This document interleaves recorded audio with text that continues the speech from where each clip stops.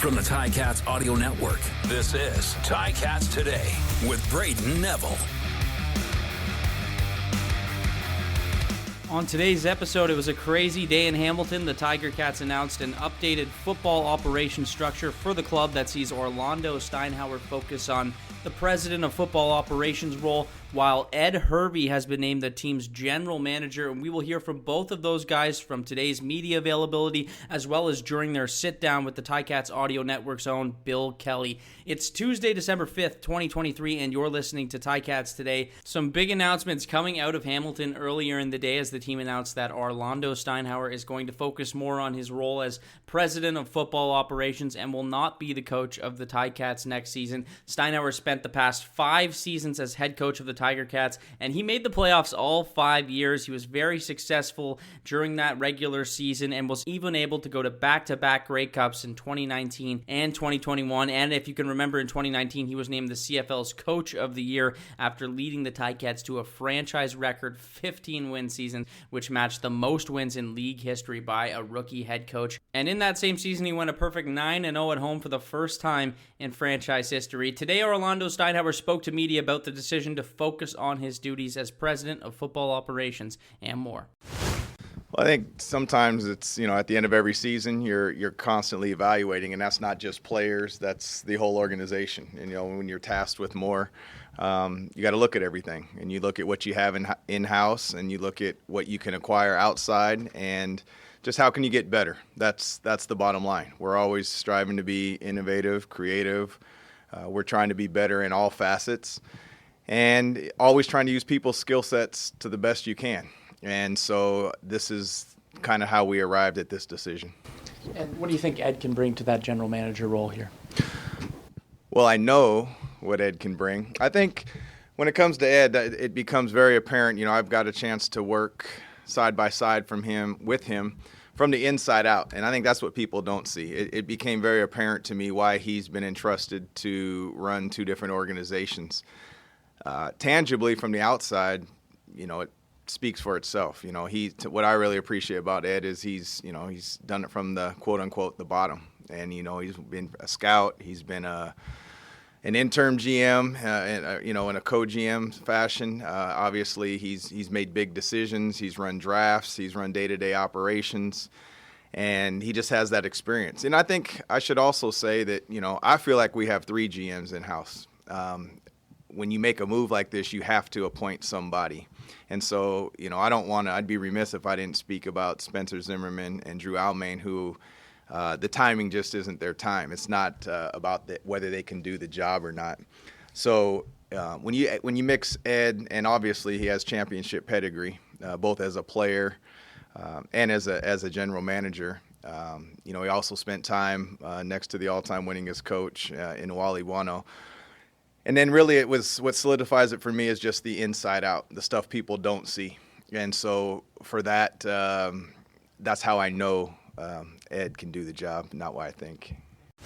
Yeah, we're filling out our whole staff, and so they're definitely, they're going to be extremely valuable pieces. The structure internally will be definitely different, and so, they're valuable pieces to this organization. We just decided to make the structure just a little bit different.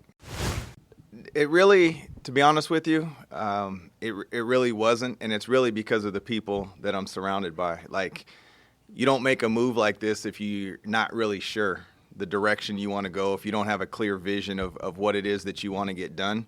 So check with me a year from now, and when we're having this, and I'll better be able to. I mean, I got to this situation from coaching. Let's say what it is. And so I've gotten to take a look from the other side of the desk, if you will, here in the recent history. But as we move forward, I'm excited. Like this, ultimately it's a different challenge. And, it's about driving results and delivering success on a consistent basis the same way we did on the field. And that's what I'm looking forward to. It's a new team of sorts for me. I'm excited about it. I'm excited about getting the best version of everybody from the personnel all the way down, and really looking forward to it, to be honest with you. The bottom line is that, I am extremely in favor of this decision, right? At the end of the day, I was hired to be the head football coach, and I had some other, titles, but it also comes a lot of titles are one thing, and then there's the work that you have to do. And I don't desire to be average at anything. I want to be the best at what I do and give the best. And so, yeah, you don't make a decision like this without ownership being involved, right? So there was a collective thing. I had to present a clear plan. There was lots of discussion as far as who we were putting in place. And so once things like that were satisfied, then we were able to go ahead and move forward and make decisions. So this was definitely a collective decision. It was bittersweet not winning one as a defensive coordinator. Like, if you know me at all from the inside out and you work with me daily, I don't have to, knock over Gatorade and kick over benches to prove competitiveness. I don't like losing like anybody else. Unfortunately, that's part of this business, and it's really how you manage those. And can you have sustainable success, whatever success means? Can you achieve consistently, meaning are you in a position to win a championship every year? So, yeah, I'm definitely disappointed that we weren't able to deliver my time here in Hamilton. But that's not going to detract for what we have accomplished and where we're at and the foundation that's laid moving forward for everybody to be the best version of themselves. Well, I'm never going to say I'll never coach again, but if that was in me right now, I wouldn't be up here, in this exact time or in this situation. What I can say to you, Steve, is that I've never backed down from challenges. I was very comfortable as a DB coach. We won a Grey Cup. I was very, I can even go back to as a player. I'm very comfortable at corner, was an all-pro, led the league in picks. They moved me to halfback. I accepted the challenge. I go to Toronto. They want to make me a free safety. I accept the challenge. I'm a DB coach, very comfortable. We win a Grey Cup, go to be a coordinator, leave, go to Fresno State, come back to an assistant head coaching role, absorb that role, become a head coach. We do great things here. Let's go.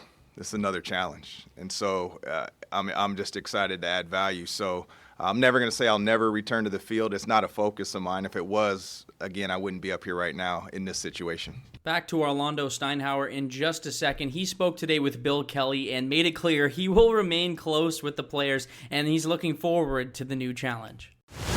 Yeah, I just look at it as I'm still a coach of sorts, and I have a different team. And, the actual on-the-field team will be delegated to somebody else. But I'm not going to be far removed. In fact, you may see me down on the field. I'm not going to just be in the glass ceiling looking down. I'm going to be active in it. I'm going to be here day to day.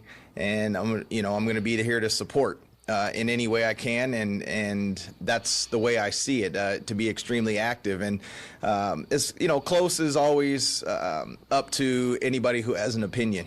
And all I can say is that I'm extremely proud of how we battled through adversity throughout the season to get into an opportunity where we had a chance to win the championship. Obviously, when you fall short, you're always reevaluating and retooling and trying to do things and wonder how you can get better. And this is just part of that process. And so I'm looking forward to this new challenge and also in supporting everybody else in their new roles.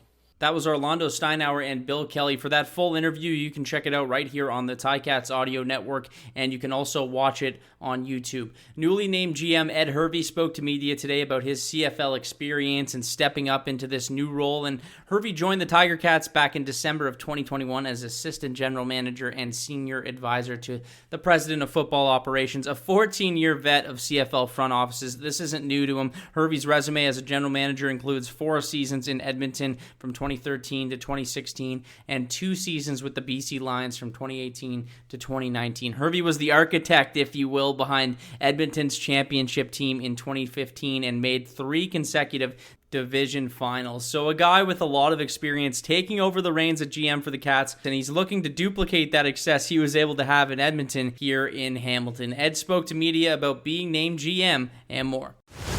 Thank you. I appreciate it. I think my experience as a general manager in the past, and my understanding of not only personnel but league policies, all the different things that come with it.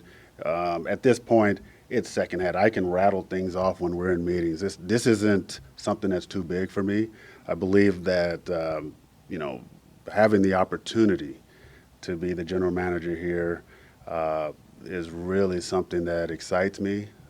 It excites me with the people that I have the opportunity to work with, and the passion that the fan base have for this championship. I think we all share that same sentiment. We want the same thing, and I think from within the walls in here, we're going to work tirelessly for that.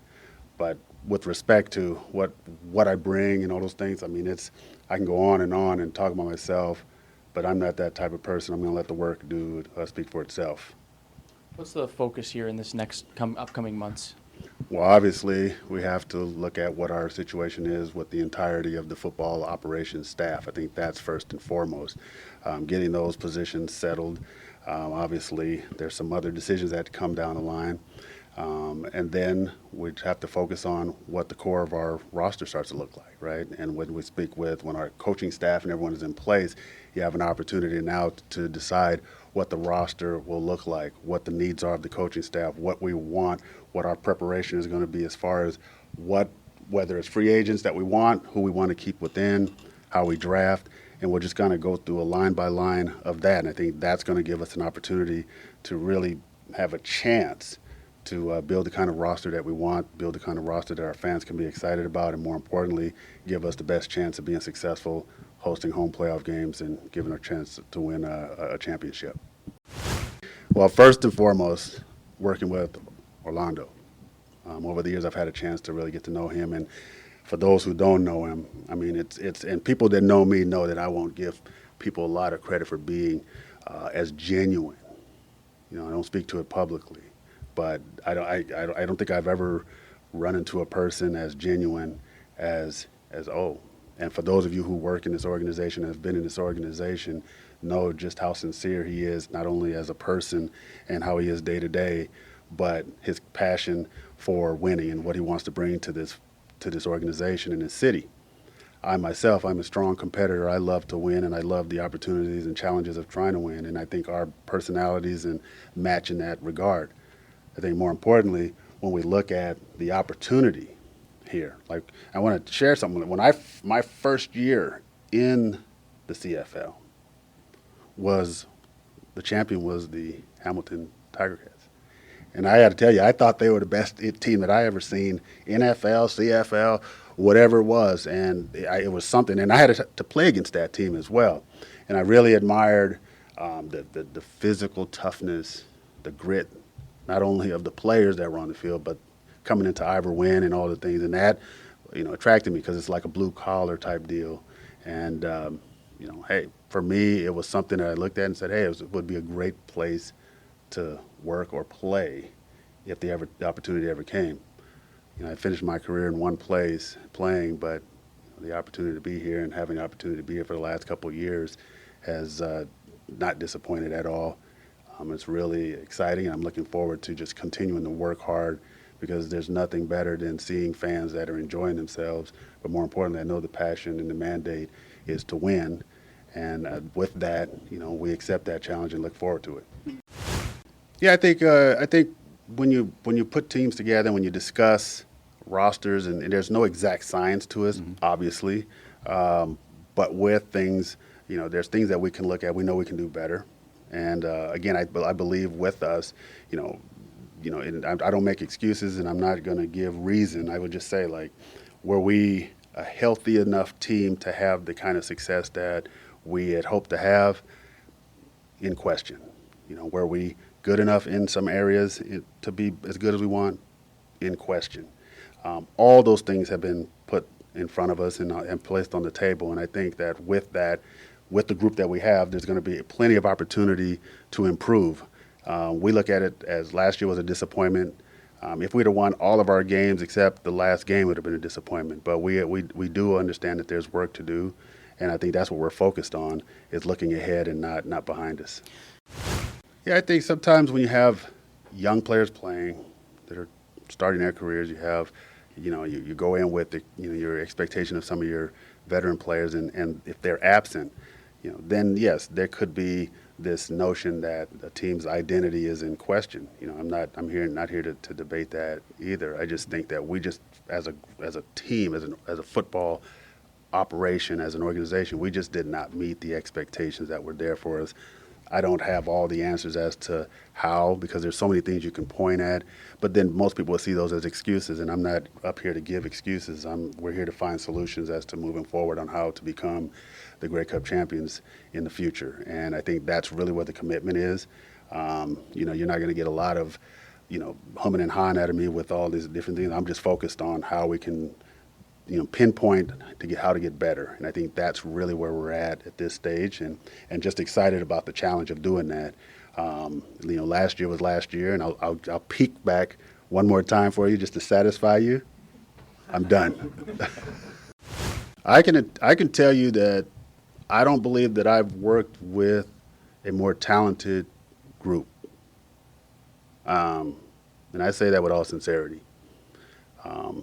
Conversation I've had with Spencer and Drew, and I said to them, like, I didn't come here to angle for this. I didn't come here hoping to get this. I came here to work with good people, and I believe that I was able to do that. And in that time, I was able to foster even greater relationship and a better understanding of who they are as individuals. And the organization is very fortunate to have them. They care deeply about this organization, and they're excellent at what they do. And I believe that the future is going to be bright for them and our fans, and everyone who's involved will actually have a chance to see the fruits of their work here in the near future. Back to Ed Hervey in just a second. He sat down with Bill Kelly as well today, and he spoke about this Ticats ownership group and what they've been able to do in Hamilton. There's no question about that. Obviously, the great organizations in all professional sports have great ownership and great support. And you have to give this organization credit, because the Hamilton Tiger Cats is seen as one of the flagship franchises in the CFL. The Bob Young and Scott Mitchell, those individuals have done everything possible to give this franchise a chance to be competitive on all levels and all fronts. Even being away and with other teams, we always saw Hamilton as one of those teams that when they spoke, everyone listened. We knew they had the best interests of the league, and obviously are going to do what it takes to compete, all within the rules. So there's no question that we're surrounded by an ownership group that is willing and prepared to give us all the tools necessary to be competitive, to win, and to win now is what the expectations are.